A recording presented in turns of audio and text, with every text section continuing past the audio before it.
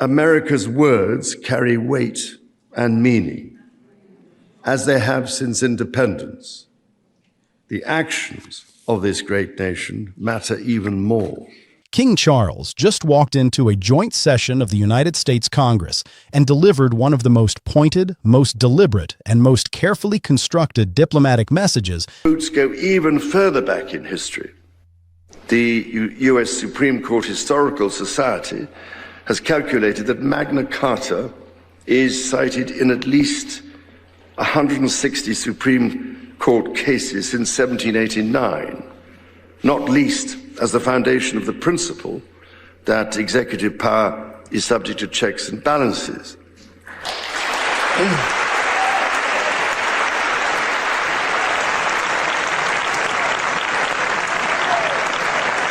I've seen directed at an American administration in my lifetime, and he did the whole thing without uttering Donald Trump's name once, not a single time.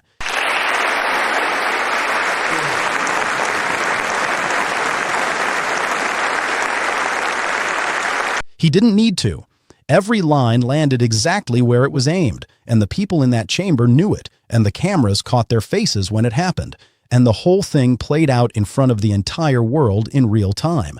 In the immediate aftermath of 9/11, when NATO invoked Article 5 for the first time, and the United Nations Security Council was united in the face of terror, we answered the call together, as our people have done so for more than a century, shoulder to shoulder, through 2 world wars, the Cold War, Afghanistan, and moments that have defined our shared security. Today, Mr. Speaker, that same unyielding resolve is needed for the defense of Ukraine and her most courageous people.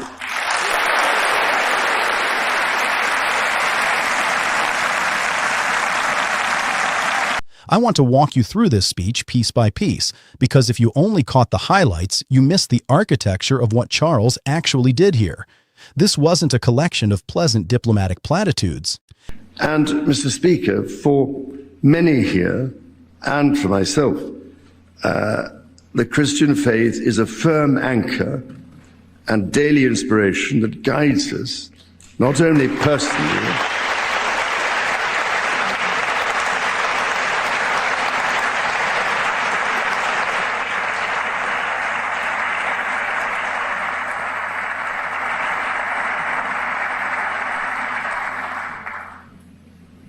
that guides us not only personally, but together as members of our community. Having devoted a large part of my life. This was a methodical, line-by-line address to the specific failures and behaviors of the current American administration, delivered with the precision of someone who has spent 70-plus years learning exactly how to say what needs to be said without creating an international incident while saying it. To interface relationships and greater understanding, it is that faith in the triumph of light over darkness, which I have found confirmed countless times. Through it, I am inspired by the profound respect that develops as people of different faiths grow in their understanding of each other.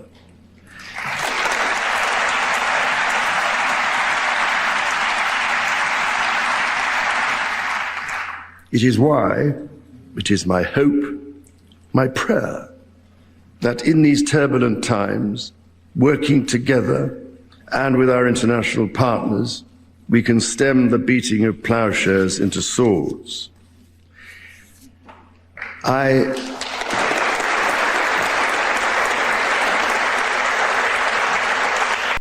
Let's start with the opening frame, because it sets everything that follows. Charles said that America's words carry weight and meaning, as they have since independence, and that the actions of this great nation matter even more. On paper, that sounds like a compliment. In context, with Trump having spent months undermining diplomatic commitments, lying publicly about foreign negotiations, and personally attacking the leaders of allied nations, it lands as something closer to a warning. Your words carry weight. Act like it. The room heard the subtext immediately. There were audible reactions. Nobody in that chamber was confused about who he was talking to or what he was describing. By the way, please leave your questions or comments in the comment section. I will answer each one individually as time permits. Also, I would be very happy if you liked the video and subscribed to my channel. Now, let's continue. Then Charles moved to the Magna Carta. He cited the U.S. Supreme Court Historical Society's finding that the foundational English legal document appears in at least 160 Supreme Court cases since 1789, specifically in relation to one core principle, that executive power is subject to checks and balances. Think about the deliberateness of that choice. He is standing in the United States Capitol, addressing a joint session of Congress, and he is citing a 13th century English legal charter to remind the legislative branch that their job, the constitutional job, is to constrain a president who has been operating as though no such constraint exists. That is not an accident of speech writing. That is a surgical insertion of a specific legal and historical argument into a venue where it cannot be ignored or dismissed. The NATO section was equally direct. Charles described the moment after September 11th when NATO invoked Article 5 for the first time in the alliance's history, when every member nation treated an attack on America as an attack on all of them. He described the shared experience of two world wars, the Cold War, Afghanistan. He built a case for what the alliance has meant in practice across generations of real sacrifice. And then, after establishing all of that weight, he said clearly that the same resolve is now needed for the defense of Ukraine and her most courageous people, and that a truly just and lasting peace must be secured. This, delivered while Trump has been attacking Ukraine, while Trump has invited Vladimir Putin to the G20 being held at a Trump property in Miami, while Trump has been making the argument that continued support for Ukraine is optional or even counterproductive. Charles didn't mention any of that directly. He didn't need to. The historical framing made the contemporary argument without a single accusatory word. NATO was there for you. Be there for Ukraine. The logic was airtight, and the audience knew exactly what they were hearing. The faith section is the one that I think gets underestimated if you only read a summary of the speech.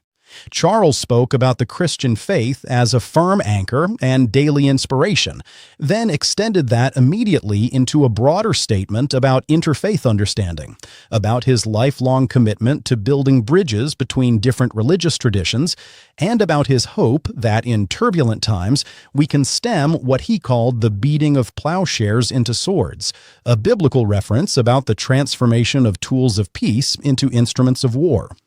He said it with personal conviction, not as a political statement, but as a genuine reflection of his own faith practice. Now hold that next to the current president of the United States, who has been publicly attacking the Pope, posting AI-generated images of himself portrayed as Jesus Christ, and consistently demonstrating what most observers across the political spectrum would describe as a purely transactional relationship with religious imagery and language. Charles didn't say any of that. He simply described what it actually looks like when someone takes their faith seriously as a guide to public conduct, and let the contrast do its own work. The environmental moment was brief but perfectly timed. Charles spoke about the collapse of critical natural systems, described nature's own economy as the foundation for human prosperity and national security, and said plainly that we ignore this at our peril. At the exact moment he delivered that line, the camera cut to EPA Administrator Lee Zeldin sitting in the audience. Whether that cut was intentional or simply instinctive journalism, the editorial effect was immediate and unmistakable.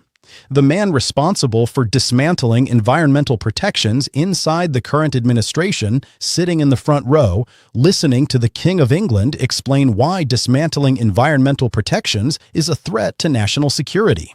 Now here's what was happening simultaneously, because the context surrounding this speech is almost as revealing as the speech itself. While Charles was delivering his address about the weight and meaning of America's words, Trump was on social media posting a false claim about the Chancellor of Germany. He wrote that Friedrich Merz thinks it's okay for Iran to have a nuclear weapon, which is not something Merz has said or implied in any forum. He added that Germany is doing poorly economically, which is not supported by the economic data on Germany's current performance. This is the President of the United States, while a head of state is literally mid-speech about the importance of truthful American leadership, posting demonstrably false statements about the leader of one of America's most important European allies. The timing wasn't coincidental. Trump doesn't sit quietly through things that aren't about him. But the juxtaposition was almost too perfect to be real. While the speech was still ongoing, another story broke that connects directly to the theme Charles was building his entire address around. James Comey was indicted, for a second time, by the Trump Justice Department. This time, the charges stem from a social media post. Comey shared a photo of shells on a beach arranged to spell out the number 8,647. The Trump administration is attempting to tie that image, posted in May 2025, to the shooting incident at the White House Correspondents' Dinner, framing it as incitement. The stretch required to make that connection is considerable, and legal observers across the political spectrum have raised serious questions about whether this indictment represents legitimate prosecution or the use of the Justice Department as a political weapon against a former FBI director who investigated the current president. It's worth noting, because the irony is genuinely remarkable, that MAGA influencers, including Jack Posobiec, spent years posting the number 8,646 in reference to President Biden, with the explicit meaning of calling for his removal from office. The selective application of this legal theory deserves the scrutiny it's receiving. Comey's daughter, meanwhile, won a significant legal motion in federal court in Manhattan. A judge ruled that her lawsuit against the Trump administration can proceed. On the same day, her father was indicted again. That is the current state of affairs inside the American legal system right now. The Southern Poverty Law Center filed a motion this week to have secret grand jury proceedings disclosed, arguing that statements made by Trump administration officials about the SPLC during those proceedings were false. Todd Blanche had claimed, among other things, that the SPLC never shared information gathered from informants with law enforcement agencies. The SPLC's response was essentially, "Of course we shared it. Where do you think the police departments got their information from?" They are accusing the administration of lying to secure an indictment, which, if accurate, is not a procedural irregularity. That's a federal crime. The court filing also addressed a claim that the SPLC had been giving money to the Ku Klux Klan, an allegation the SPLC called fanciful and baseless, and, notably, an allegation not even contained in the actual indictment that was supposedly built around it. Keep your eyes on this case, because it may end up being one of the clearest windows into how this administration has been using grand jury proceedings as a political tool. There's one more thread worth pulling on from the week, and it connects back to the diplomatic framing Charles established in his speech.